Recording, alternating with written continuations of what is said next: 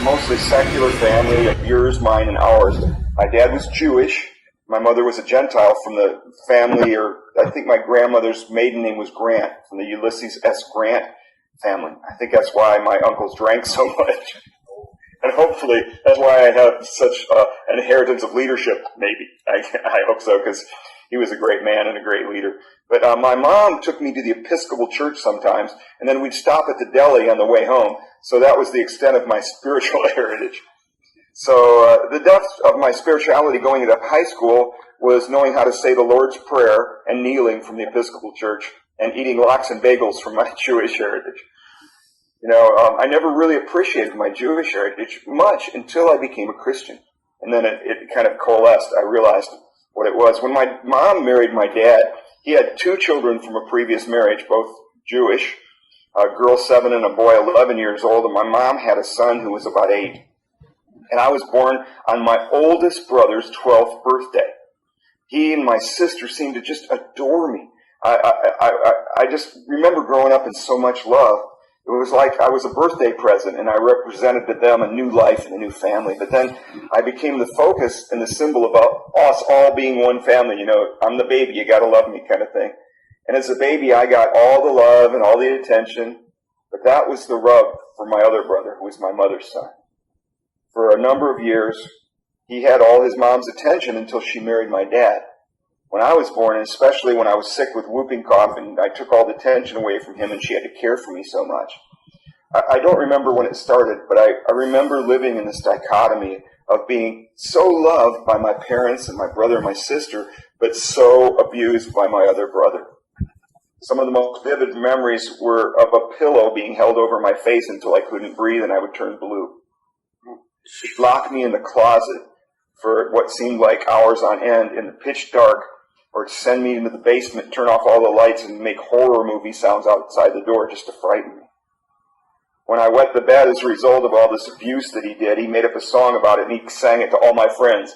So he just humiliated me in every way. And really, it affected me in so many ways. I had this nearly constant twitch in my eyes and shoulders, and I would walk around hunched over, waiting to be beaten. I remember he used to come up to me, and he would slap me, and he goes, "That's for nothing, now do something." I had this fear of the dark because of what he did, and claustrophobia because of the pillows over my face so many times, and it haunted me for years until God delivered me. And the sexual abuse that he had continued for years. By the time I was in my early teens, I really wasn't sure if sex was for pain or pleasure. But my older brother was a child of the sexual revolution, so it created this other dichotomy in me. I guess I'm grateful that he had this stack of Playboy magazines, and they became the object of my sexual obsession.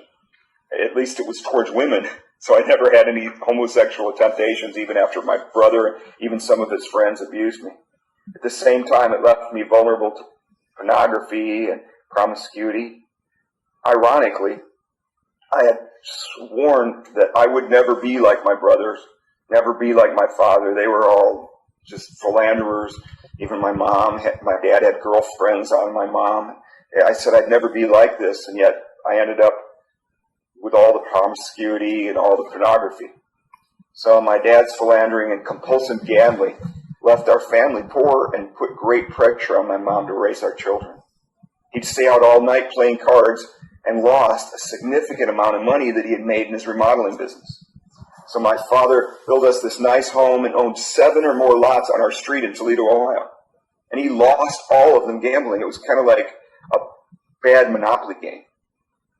He lost everything. It created more of these conflicts in me. On one hand, we were the wealthiest and elite Jewish English family in our neighborhood, but most first and second generation Polish neighbors surrounded us, so we were kind of the elite people. But through my father's gambling, we became the poorest, and even our neighbors that worked menial jobs had to help us. Oh, sorry about that phone call. I knew my dad loved me, but he didn't provide and was never at home. On top of that, he had grown up in a family where his mom had left him with 10 children during the Depression, where his dad had left him with his mom and 10 children during the Depression. So my dad loved me, but he lived under this kind of spirit of poverty and compulsive gambling and wasn't there to provide the love and security that I needed or model the faithfulness a young man needs in a father. But when I was 10 years old, everything started to change. My older brother grew out of abusing me, and in his guilt, he started to buy me things with the money from his job. My father had triple bypass surgery and was now home almost all of the time.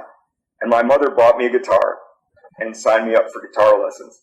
When I started to excel, my brother, I think out of guilt, bought me this really great guitar. Any of you that knows guitar, this was a 1959 Sunburst Fender Stratocaster in tweed amp. They were $175. If I still had them, they'd be worth about $60,000 right now. So I was usually the last one chosen for the baseball games, but I soon got a lot of attention with my music. My father would beam when I played, and he took our band around to all the Foreign Legion and American Legion posts, and we did wedding receptions.